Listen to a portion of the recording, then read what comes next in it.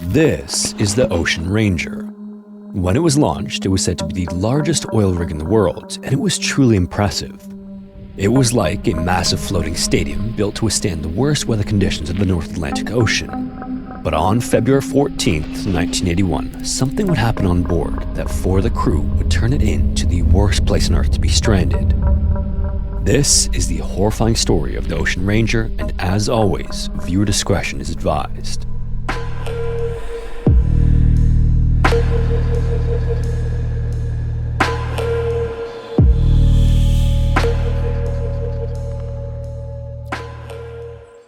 By the 1960s, serious exploration had begun off Canada's east coast, with exploratory oil drilling taking place around Newfoundland and Labrador. Now, after beginning, the focus quickly zeroed in on this underwater plateau off the coast called the Grand Banks. This area was once one of the richest fishing grounds in the world, and the province depended on the fishing industry it supported. However, unfortunately, overfishing was causing the collapse of several species towards the end of the 20th century, forcing the province to look elsewhere to sustain itself. Luckily, this area also happened to be rich in oil, and there in 1979, geologists struck oil at what would become known as the Hibernia oil field. This discovery was extremely significant and may be the biggest the country had ever seen. Striking oil, however, isn't the same as pumping it, and finding it is only the beginning. Afterward, the companies involved, which were led by Mobil Oil, need to figure out just how big the reserve was.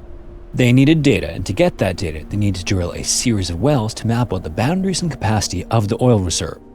This is where the Ocean Ranger came in. This was a massive cutting-edge drilling rig, and it was stationed in the area by the winter of 1982 and began punching a hole in the sea floor. Data then began flooding back that would begin shaping the province's economic future. At first glance, the Ocean Ranger looks like something out of science fiction. Built in 1976 by Mitsubishi Heavy Industries, the platform was a floating colossus. It was 396 feet, or 121 meters long, 262 feet or 80 meters wide, and 337 feet or 103 meters high. The rig's full weight also topped 25,000 tons, and Odeco, the company that owned the Ocean Ranger, called it the world's largest semi-submersible oil rig at the time. Interestingly, instead of standing on fixed legs anchored to the ocean floor, the Ocean Ranger floated. Its deck, where the drilling happened, sat high above the water, supported by 8 massive columns that rose from 2 underwater pontoons. These pontoons had ballast tanks, allowing seawater to be taken in or pumped out to adjust the platform's position. The whole system then worked through a network of valves and pumps controlled from a specialized room deep inside the rig. And this system is ingenious. By submerging the pontoons below the surface, the rig could avoid the worst of the ocean's movement. And unlike surface ships that rock with every wave, the Ocean Ranger sat mostly still no matter what the weather was like. And this design also had another benefit: it made the rig mobile. The Ocean Ranger could be towed into position and stabilized using 12 massive anchors, each weighing 45,000 pounds. Once locked into place, it could operate in water depths of up to 1,500 feet or 460 meters and drill down to more than 25,000 feet or 7,600 meters. On top of that, the rig was built to take on monster waves, hurricane-force winds, blinding snowstorms, and whatever else the notorious North Atlantic could throw at it. By the 1980s, since it was put into use in 1976, the Ocean Ranger had worked in 2 oceans and made it through more than 50 storms. By late November of 1981, the Ocean Ranger had settled into its assignment at the Hibernia oil field. The well it was working on, labeled J34, was its third at the site, and given that it was winter, the Grand Banks were as cold and unforgiving as ever. But for the 84 men living and working aboard the rig, this was just another job. Nearby, 2 semi-submersible rigs were also operating, one named Sedco 706 and the other Zapata Ugland. Together, the 3 platforms were creating exploratory wells in their respective sections of the ocean. And although they weren't within shouting distance, they were close enough to be aware of each other's presence and often shared radio traffic and weather reports. The work at J34 continued as normal for months, all the way until February 1982. It was there when on Sunday, February 14th, forecasters sent word that a strong winter storm was brewing that was tied to a major Atlantic hurricane, and it was projected to pass directly over the rigs later that day. The morning report called for winds up to 90 knots and waves in excess of 37 feet or 11 meters. Obviously, these conditions weren't ideal, but they also weren't unheard of either. The Ocean Ranger had handled worse before. By mid-afternoon, the crew began the process of something known as hanging off. This is a standard procedure where the drill pipe is disconnected and retracted to keep it from snapping in heavy seas. By around 4:30 p.m. that afternoon, the rig was essentially battened down and ready to weather the storm. What no one realized at the time, however, was that this wouldn't be just another rough night at sea. Around 7 p.m., the Sedco 706 rig took a direct hit from a rogue wave. And this unusually large surge was strong enough that it damaged parts of its deck and tore away a life raft. And this should have been a red flag, but on the Ocean Ranger just miles away, things still seemed under control. Around 8 p.m. though, another massive wave struck the Ocean Ranger and this time smashed a window or what's called a port light on the ballast control room. In an instant, that one point of vulnerability located 28 feet or 8.5 meters from the waterline had suddenly turned into a direct entryway for the storm. Seawater then rushed in the control room, soaking the console that managed the rig's ballast system. With that one chance blow, the Ocean Ranger's most critical internal system was compromised. The ballast control room was essentially the brain behind the entire rig's balance. From that room, a single operator on a 12-hour shift could open and close valves, shift ballast water between compartments, and fine-tune the platform's position to keep it stable even in rough seas. It did, however, have one fatal flaw: it wasn't built to get wet. After the wave crashed through the port light and soaked the ballast control console, the crew couldn't be sure what damage had been done, but they acted fast. Power to the control system was then either cut off by the water itself or deliberately shut off to prevent electrical shock. And soon after, a cleanup team entered the room to assess the situation and noticed something strange. Lights on the ballast control panel were flashing between red and green. That meant that the valves were opening and closing by themselves. If those lights were accurate, the ballast tanks on the port side were filling with seawater, which would cause the rig to lean in that direction, something especially dangerous given the weather. The crew then had to act quickly. There was a kill switch that could cut all power to the system and shut the valves automatically, but it wasn't located in the control room itself. They would end up having to call the rig's electrician to find it, and by the time the switch was finally thrown almost an hour later, it was just after 9 p.m. The Ocean Ranger then radioed the other rigs nearby and confirmed that a port light had been broken and the control room had flooded, but almost as if in relief, the message was calm and the crew said the situation had been handled. For the next couple hours, everything seemed stable. The Ocean Ranger continued normal radio communications with its neighbors and with support vessels in the area. Weather reports still mentioned brutal wind and towering waves, some as high as 65 feet or about 20 meters, but there were no signs of panic aboard. From the outside, the rig looked like it had taken the hit and shaken it off. By all appearances, cutting power to the ballast control system had stabilized the situation. And with the valve shut and the storm raging outside, the Ocean Ranger seemed to be riding things out, but at some point close to midnight, the crew made a decision that sealed the rig's fate. For some reason, they turned the power back on. Why exactly they did this is still unclear. They may have wanted to raise the rig slightly to stay higher above the waves, or maybe they were just checking to see if the system was working again after drying out the panel. Whatever the reasoning, restoring power allowed the damaged system to come alive and it no longer behaved predictably. Some of the valves in the forward ballast tanks began opening again, but whether these were triggered by short circuits or operator input, the result was the same. Seawater then rushed into the bow of the rig and slowly the Ocean Ranger began to tip forward.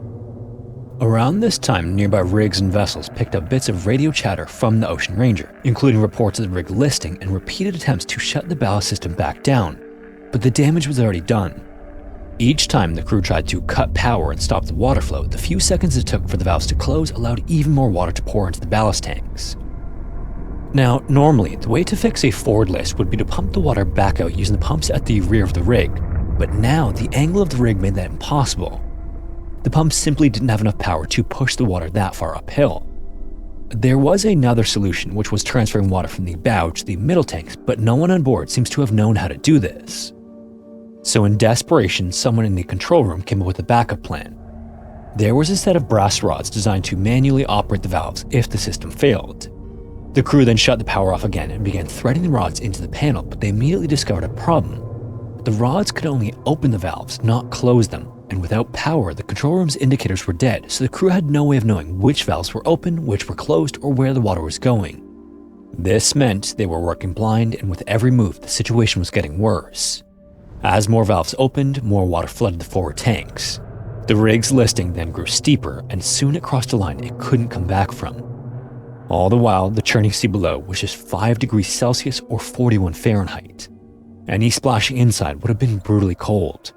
and as the bow dipped lower, the top of the rig's corner columns, which normally sit safely at more than 80 feet or 24 meters above the sea, were suddenly within reach of the storm surges. This is where another design flaw came into play. At the top of each of these corner columns were wide, uncovered openings, which were access points for the massive chains and cables that helped to anchor the rig. These storage areas weren't protected by hatches or lids, and under normal conditions this wasn't a problem, but the Ocean Ranger was no longer sitting level. So one by one, the waves began crashing into those open chain lockers, flooding them with seawater. And because there were no alarms or sensors in place to warn the crew, they had no idea this was happening. As far as they knew, the rig was still reacting to whatever was happening inside the ballast tanks. So the ballast control team, unaware of the flooding in the lockers, continued trying to fix the problem by threading more brass rods into the console. And with no functional indicators, they were unintentionally opening more valves and allowing more water to pour in. Finally, the situation became undeniable. At around 1 a.m., the Ocean Ranger began transmitting Mayday signals. The crew knew they were in serious trouble. The Seaforth Highlander, which was the rig's standby vessel, then got a call and headed in as fast as it could, but the weather was just relentless, with winds in excess of 115 miles per hour, waves taller than buildings, and visibility close to zero. Just getting near the rig would take more than an hour, and even that was optimistic. And half an hour later, at 1:30 a.m., the Ocean Ranger sent its final radio transmission, stating that the crew was heading to the lifeboat stations to abandon the rig. By the time the Ocean Ranger's final message crackled over the radio, the situation had already passed the point of recovery. The rig was listing badly, somewhere between 10 and 15 degrees, and the sea was hammering it from every direction. The crew then began to lower the lifeboats, but even that was a gamble. They were dealing with what was essentially a skyscraper in the middle of the ocean, and in hurricane-force winds, those lifeboats had to swing down from those great heights. As you might imagine, some never made it. Violent gusts slammed them against the side of the rig, crushing the lifeboats' hulls before they even reached the water. Others were even flipped or torn away before they could even be boarded.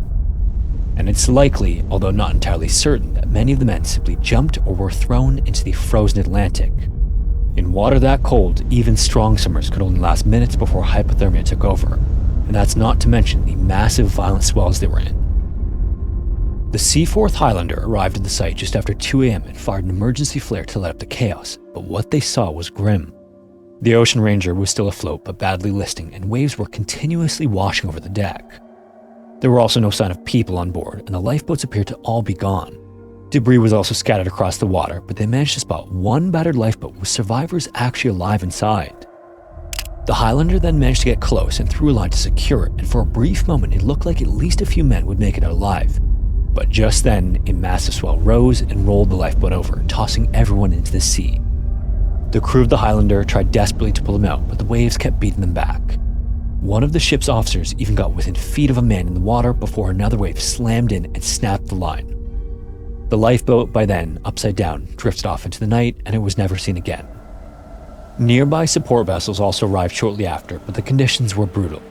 Visibility was poor, the sea was still raging, and the Ocean Ranger was rapidly disappearing. By 2:45 a.m., the rig was just barely above the water, and by 3:10 it had vanished from the radar completely. The entire crew of 84 men, including 46 mobile employees and 38 contractors, were dead. Search and rescue efforts continued throughout the night and into the following days, but they were met with mostly silence. 2 more lifeboats were found empty, several life rafts were also located but were badly damaged and without survivors. And in total, only 22 bodies were ever recovered. Autopsies later confirmed that the men had drowned, mostly in a hyperthermic state. In the days and weeks after the Ocean Ranger disappeared beneath the North Atlantic, investigators were left with a complicated puzzle of trying to figure out how the most advanced semi-submersible rig of its time ended up at the bottom of the ocean. The answer, as it turned out, wasn't one single failure. The ending began with a broken porthole, and things only got messier from there. The control panel, soaked with ocean water, malfunctioned, creating chaos among a crew that was desperately trying to get a handle on what exactly was happening with the rig's ballast system. And making matters worse, the crew apparently didn't really know how to fix it. The ballast control operators had no formal training, just a few weeks of shadowing more experienced operators. In place of classroom instruction and certification, they were given on-the-job training under normal conditions. They weren't put through a single simulated emergency. In fact, one of the operators had only been on the job for 12 weeks before being assigned to manage the rig's stability. There were also no written emergency procedures for a ballast system failure. The team went for the brass rods, but they didn't know how they worked, and their blind adjustments only made things worse. and the flooding chain lockers like the porthole were another design flaw that led to the disaster. By the time the Mayday call was sent out, the list was too steep to overcome and the water was too high. The rig's pumps couldn't move water back to where it needed to go, rescue crews couldn't get close enough in time, and lifeboats and rafts weren't equipped to handle conditions that extreme. Official reports from both the US Coast Guard and the Canadian Royal Commission listed multiple causes for the disaster, including poor crew training, a lack of clear safety procedures, serious flaws in the rig's design, and inadequate regulation and oversight from government agencies. In short, it seemed the Ocean Ranger was a disaster waiting to happen. In 1983, the Ocean Ranger was raised by a Dutch salvage company and resunk in deeper waters to eliminate the navigational hazard it posed to shipping lanes in the North Atlantic. However, even that operation turned into a tragedy. 3 divers were killed in 2 separate accidents during the recovery effort. In the end, the findings of the Commission led to sweeping changes in offshore regulations. Crew training standards were overhauled, survival suits became mandatory, lifeboat designs were revisited, safety drills were required, and no longer would critical control systems rely on a single point of failure. To this day, the disaster remains the deadliest offshore drilling accident in Canadian history. If you made it this far, thanks so much for watching. If you have a story suggestion, feel free to submit it to the forum found in the description. Also, if you want to support the channel, consider joining the Patreon or becoming a channel member here on YouTube. Anyways, thanks again, and hopefully I will see you in the next one.